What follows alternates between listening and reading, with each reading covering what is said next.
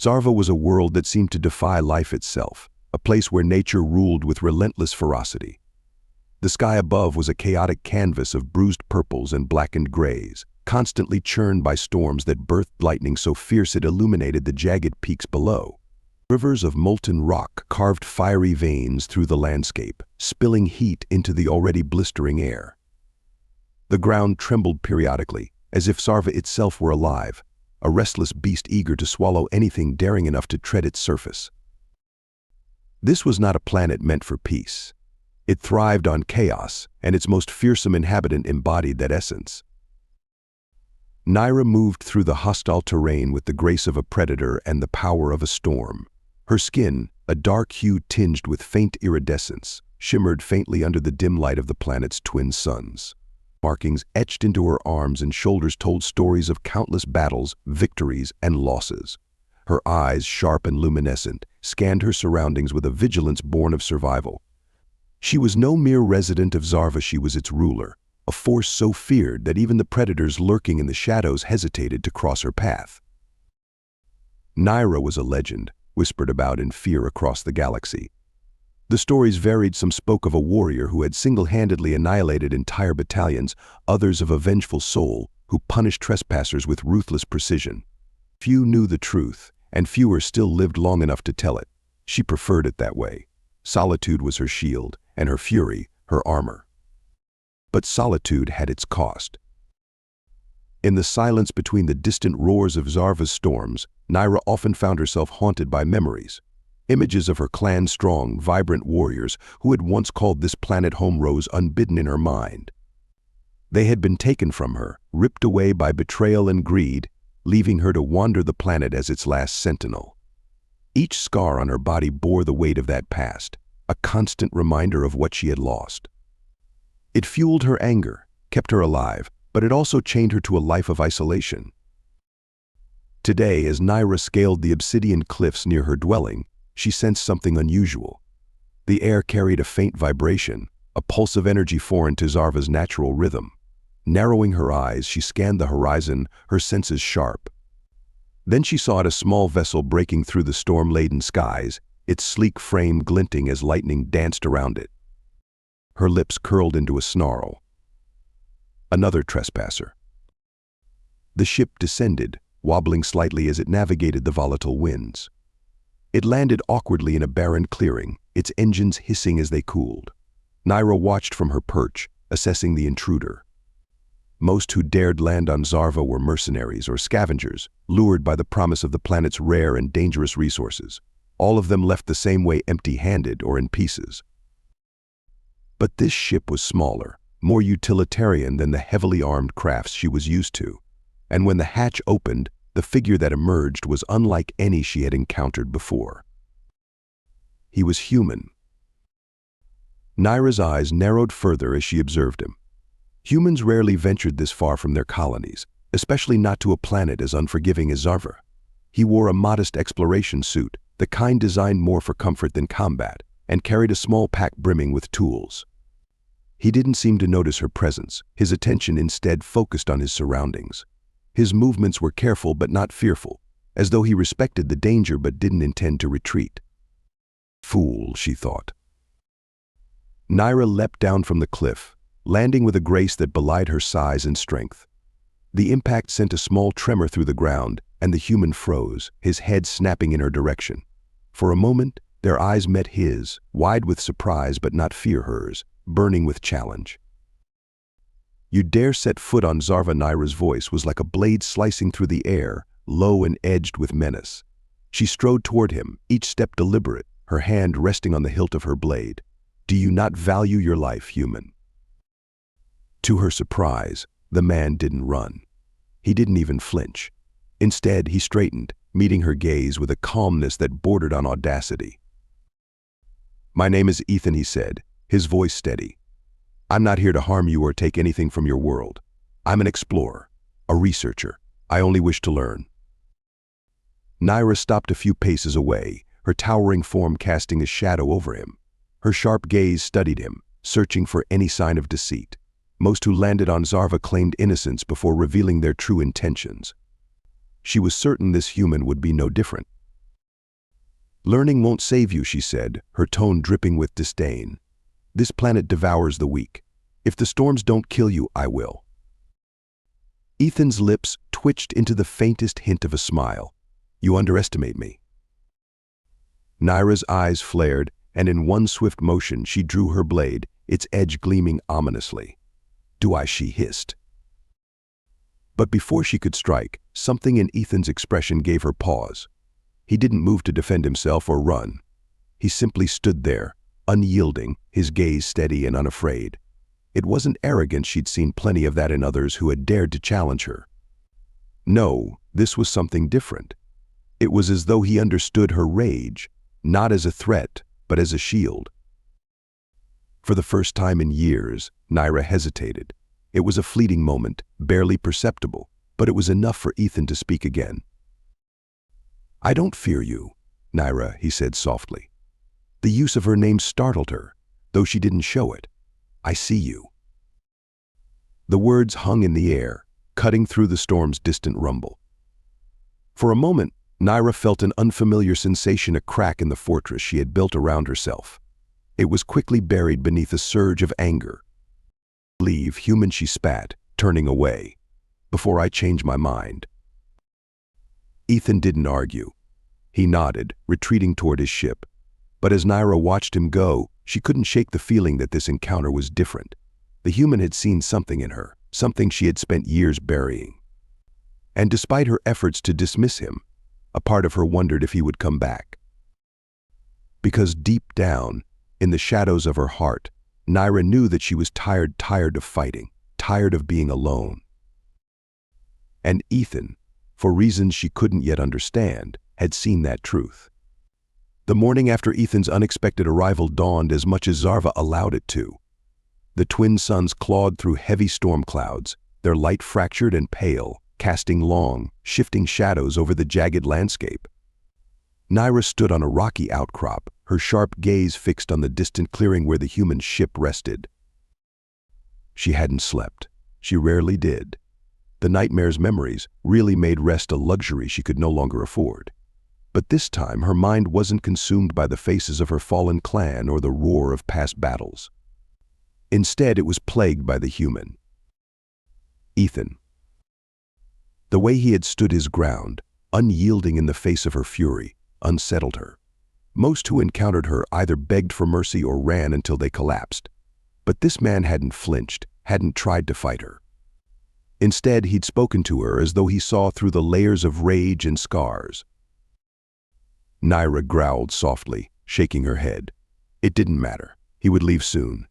They all did. But when she returned to the clearing later that day, she was met not with an empty ship but with the sight of Ethan crouched by a cluster of crystalline plants, his face lit with curiosity. He was studying the delicate, razor-sharp growths that sprouted like frozen fire from the rocky ground, their translucent surfaces refracting light into bursts of color. Naira approached silently, her steps muffled by the uneven terrain. She watched as Ethan carefully extended a tool toward one of the crystals, attempting to extract a sample without damaging its structure. A small spark jumped from the crystal to his tool, causing him to jerk back slightly. He chuckled under his breath, an expression of fascination spreading across his face.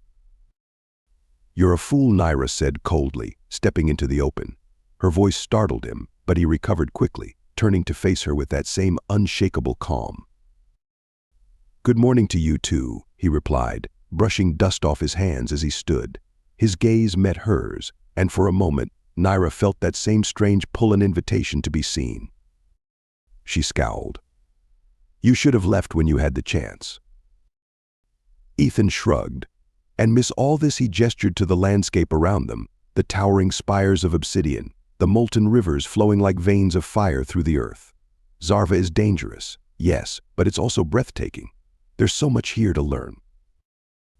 Naira's laugh was harsh, almost bitter. There's nothing here but death. Ethan tilted his head, studying her as though she were as fascinating as the crystal plants. I don't think that's true. I think there's more to Zarva than what it's become. And I think the same about you. Naira stiffened, her hand twitching toward the hilt of her blade. You presume too much, human. Ethan took a cautious step closer. He wasn't reckless, she could see the care in his movements, the way he respected the invisible line between them. Your people lived here once, didn't they? Before the storms, before the wars. I've seen the ruins. Her eyes flashed with anger and something else, pain. You know nothing of my people. Then tell me, Ethan said softly. For a moment the world seemed to hold its breath. Naira's gaze bore into his, a storm of conflicting emotions swirling within her. Then, with a sharp turn, she walked away, her footsteps crunching against the rocky ground. Do what you want, she called over her shoulder. But don't expect me to save you. Ethan watched her go, his expression unreadable. But as he turned back to his work, a small smile played on his lips. He wasn't here to be saved. That night, Naira retreated to her dwelling, a crude but sturdy structure carved into the side of a mountain. Inside, the walls were etched with symbols of her clan, remnants of a time when this planet pulsed with life and laughter. She ran her fingers over the carvings, memories flooding her mind. She saw her mother, a towering figure with a laugh that echoed like thunder. She saw her father, a stoic but gentle leader who had taught her the ways of the blade. She saw her siblings, their eyes alight with mischief as they trained together. And then she saw the betrayal a rival clan, driven by greed, had struck them down when they least expected it. The fire, the screams, the crushing weight of survival. Naira's hand curled into a fist, her nails biting into her palm. Her people were gone, their stories silenced. She was the last, and she had vowed to carry their legacy alone.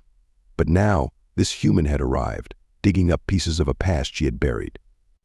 It made her uneasy, but it also stirred something long dormant, a flicker of hope, quickly smothered by the weight of her guilt.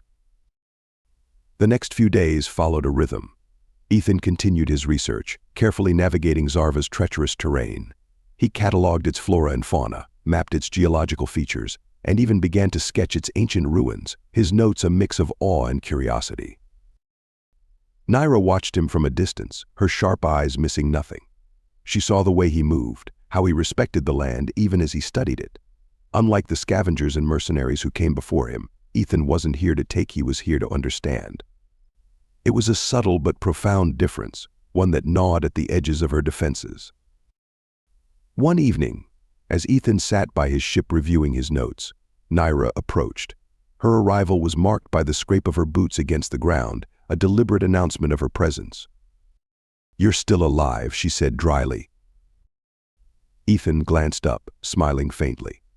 "Thanks to you." She frowned. "I didn't save you." "Not directly, no," he admitted. "But you've kept the predators at bay. I know they fear you." Naira crossed her arms, leaning against a nearby boulder. "What do you hope to gain from this, human? Knowledge won't protect you when this planet turns on you." "Maybe not," Ethan said, his gaze steady. "But understanding it might. And understanding you, that's a bonus." Her eyes narrowed, but there was no malice in her expression, only suspicion. "You're either brave or foolish." "Maybe both," Ethan replied with a grin. The days on Zarva passed in an unpredictable rhythm, governed by storms that brewed without warning and the ever-present hum of danger that permeated the air. For Ethan, this volatile world was both a challenge and a marvel, a puzzle with infinite layers waiting to be unraveled. For Naira, it was home, harsh, unforgiving, and all she had left. Ethan's presence had become a peculiar constant in Naira's life. She would never admit it, but his resilience intrigued her. Zarva had a way of breaking even the hardiest of souls, yet Ethan moved through its hazards with a mix of caution and curiosity. It was reckless in her eyes, but it was also admirable. And more than that, he didn't fear her. No one had ever looked at her the way he did, not with dread or awe, but with something that felt uncomfortably close to understanding. Naira's guard begins to lower. On the 5th day after Ethan's arrival, Naira found herself straying closer to his camp. She told herself it was merely to ensure he wasn't drawing trouble to her territory, but deep down, she knew the real reason. Something about him unsettled her in a way she couldn't name, and it wasn't just his persistence. That evening, As Zarva's twin suns dipped below the horizon, Ethan was sitting by a small fire he had coaxed to life. The flickering flames cast warm light over his features as he scribbled in a notebook, his face creased in concentration. Naira approached silently, as was her way, but Ethan glanced up as if sensing her presence. "You don't have to lurk, you know," he said with a wry smile. "I don't bite." Naira's eyes narrowed, though not with true hostility. "You're awfully comfortable for someone who could die at any moment." Ethan set his notebook aside and gestured to the fire. "Comfort is relative, but you're welcome to join me if you want." She scoffed. "I don't sit with humans." "Suit yourself," Ethan replied, unfazed.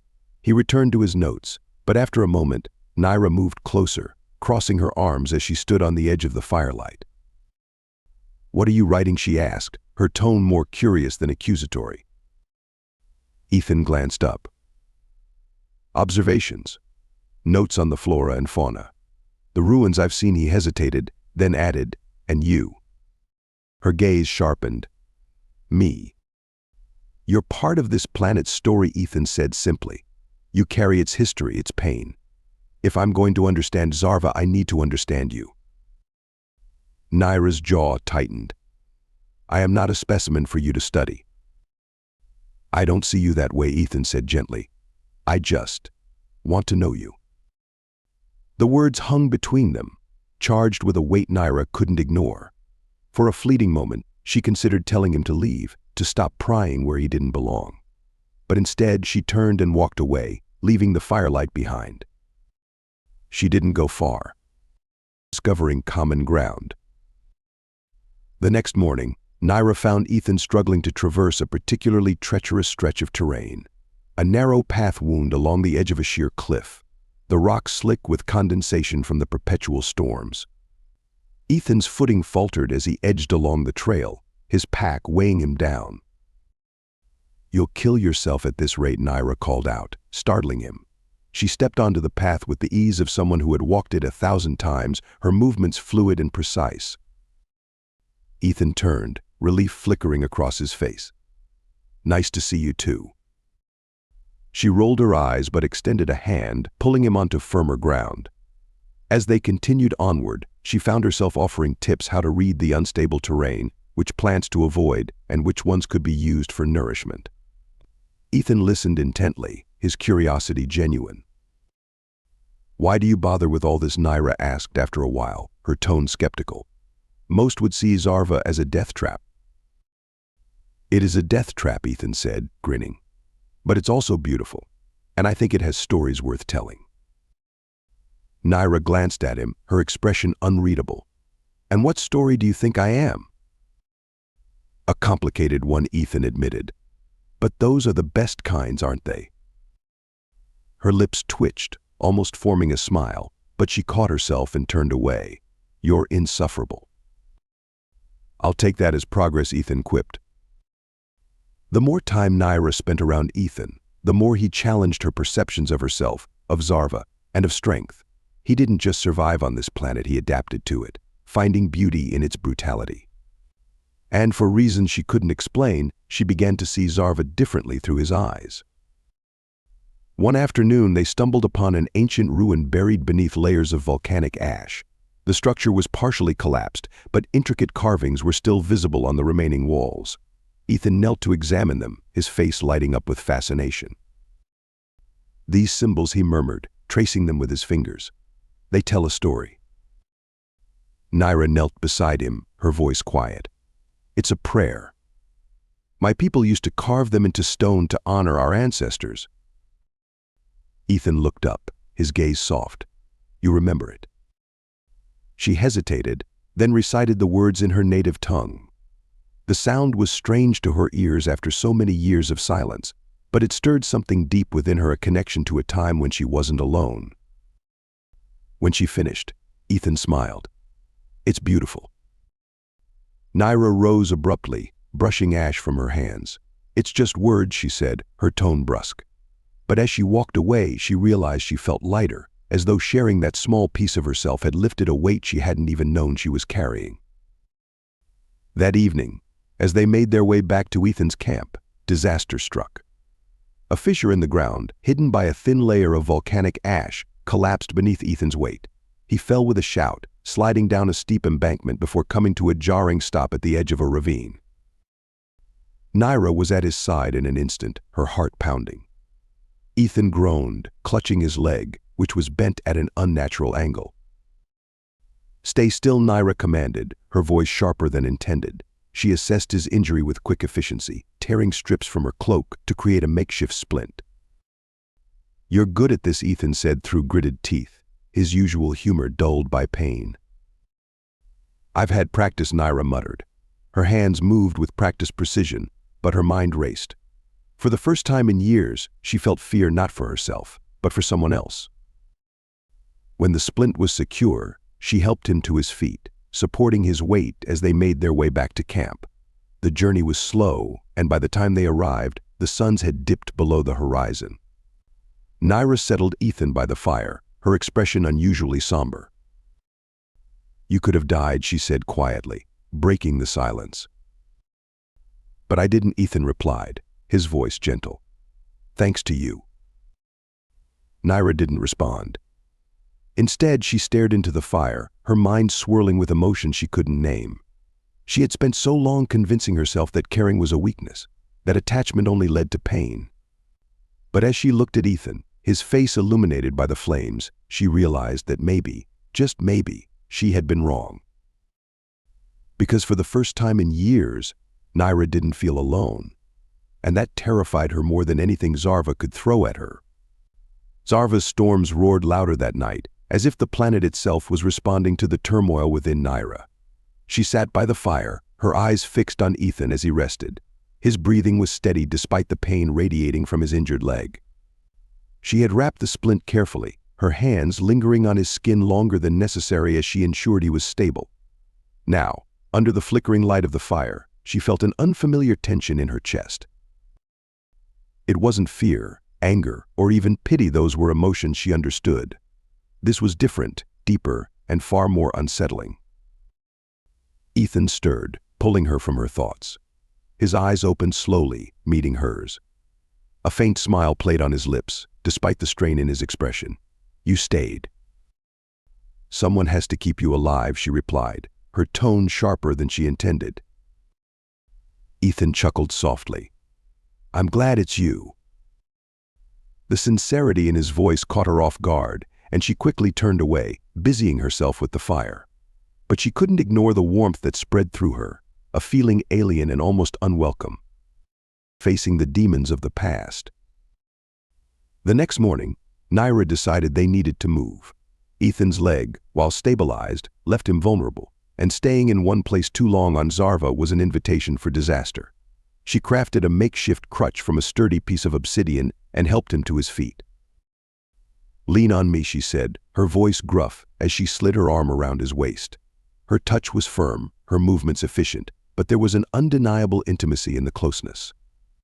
Ethan placed his arm across her shoulders, his weight pressing against her as they started their slow trek toward higher ground. "You're stronger than you look," Ethan said with a wry smile. Naira glanced at him, her brow furrowing. "I look strong." "Fair enough," he replied, his grin widening despite the pain. "Stronger than I expected, then." Naira couldn't help the faint twitch of her lips. "You humans underestimate too much." "Maybe. But I've also learned a lot," Ethan said, his tone softening. "Like how much you've been through." Naira stiffened. "Don't pretend to know me." "I don't," Ethan admitted. "But I want to." Her steps faltered for a moment, his words striking a chord she wasn't ready to confront. She didn't respond, focusing instead on guiding him over the uneven terrain. Yet the silence that followed wasn't hostile, it was charged, heavy with things left unsaid. Rebuilding together. They reached a plateau by midday, a spot Naira deemed safe enough to rest. The area was surrounded by jagged cliffs that provided natural protection, and a stream of cool, clear water flowed nearby. As Ethan settled on the ground, leaning against a boulder, Naira began to gather supplies. She moved with purpose, collecting edible roots and leaves while keeping a vigilant eye on their surroundings. When she returned, she found Ethan sketching again. His notebook rested on his lap, the page covered in a detailed drawing of the ruins they had discovered the day before. But this time, something else caught her eye, another sketch, this one of her. "You're drawing me now?" she asked, raising an eyebrow as she set the supplies down. Ethan looked up, unashamed. "You're part of this story." Naira stared at the sketch. It captured her perfectly fierce yet weary, her eyes filled with the weight of her past. Seeing herself through his eyes was both unsettling and grounding. She didn't recognize this version of herself, yet it felt true. "You have too much time on your hands," she muttered, sitting beside him. "Maybe," Ethan said, his voice gentle. "But it helps me understand." Naira didn't reply, but her fingers brushed the edge of the notebook, as if testing its reality. Then, with a quiet sigh, she began preparing the roots and leaves for a makeshift meal. The simple act of sharing this space, of working together, felt strangely normal. It was a rhythm she hadn't experienced in years, and she found herself reluctant to let it go. Their fragile peace was shattered the following day. Naira heard them before she saw them, the rumble of engines, the metallic clatter of weapons. Her heart sank as she recognized the sound. Mercenaries. A group of them, judging by the noise. Ethan saw the change in her immediately. "What's wrong?" "Trouble," she said curtly, standing and scanning the horizon.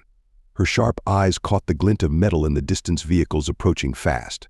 "They've come for the ruins, or worse, for you." Ethan's jaw tightened. "What do we do?" "We fight," Naira said simply, reaching for her blade. She turned to him, her expression hard. "Stay out of sight. I'll handle this." "Naira." "Don't argue with me, human," she snapped, but there was no malice in her tone. If anything, there was something close to desperation. "I won't let them hurt you." Ethan hesitated, then nodded. "Be careful." Naira's gaze lingered on him for a moment longer than necessary before she turned and moved toward the cliffs, her movements swift and silent. The mercenaries were seasoned, their weapons and armor glinting in the faint light of Zarva's stormy skies. But they were no match for Naira. She descended upon them like a shadow, her blade flashing as she weaved through their ranks. Her movements were a deadly dance, each strike precise and lethal. Ethan watched from a safe distance, his heart pounding. He had never seen anyone fight like her, raw power tempered by years of experience. But even Naira couldn't take on all of them alone. One of the mercenaries managed to get behind her, raising his weapon. "Naira!" Ethan shouted, his voice breaking through the chaos. She turned just in time, her blade slicing through the air to deflect the attack. But the momentary distraction left her vulnerable, and another mercenary slammed the butt of his rifle into her side. Naira staggered, the blow forcing her to one knee. Ethan didn't think he acted. Grabbing a rock, he hurled it at the mercenary, hitting him squarely in the head. The man stumbled, giving Naira the opening she needed. With a fierce cry, she surged forward, finishing the fight with a flurry of strikes that left the remaining mercenaries sprawled on the ground. Breathing heavily, she turned to Ethan, her expression a mix of anger and gratitude. "I told you to stay back." "And I told you I'm not helpless," Ethan shot back, limping toward her. Naira shook her head, but her lips quirked into a faint smile. "You're reckless, human." "So are you," he replied, his voice softening. "Are you hurt?" She hesitated, then allowed him to step closer. His hands brushed her arms, checking for injuries. The contact was gentle, almost reverent, and Naira found herself leaning into his touch without meaning to. "I'm fine," she said, though her voice lacked its usual edge. Ethan met her gaze, his hands lingering on her shoulders. "You don't always have to be." For a moment, neither of them moved. The air between them was charged, their faces inches apart. Naira's breath hitched, her walls cracking further as she felt the steady warmth of his presence.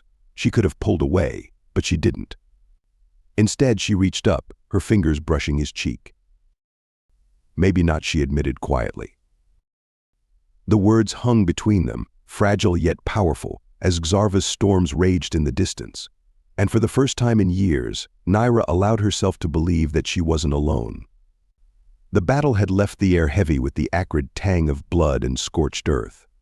The bodies of the mercenaries lay scattered across the barren plateau, their greed extinguished by the unrelenting force of Naira and Ethan. But the victory came at a cost. Naira sat on a rock, her shoulders slumped, her chest rising and falling with the weight of exhaustion. Blood streaked her arms, some hers, most not. Ethan stood nearby, his legs still aching from his injury, but his concern wholly focused on Naira. He approached cautiously, mindful of the way her body tensed when she heard his steps. "You're bleeding," Ethan said, his voice soft. He crouched beside her, ignoring the protest in his injured leg. Naira's lips pressed into a thin line. "It's nothing." "It's not nothing." Ethan reached into his pack, pulling out a first aid kit. "Let me help." Naira's instinct was to pull away, to reject his kindness as she had done so many times before.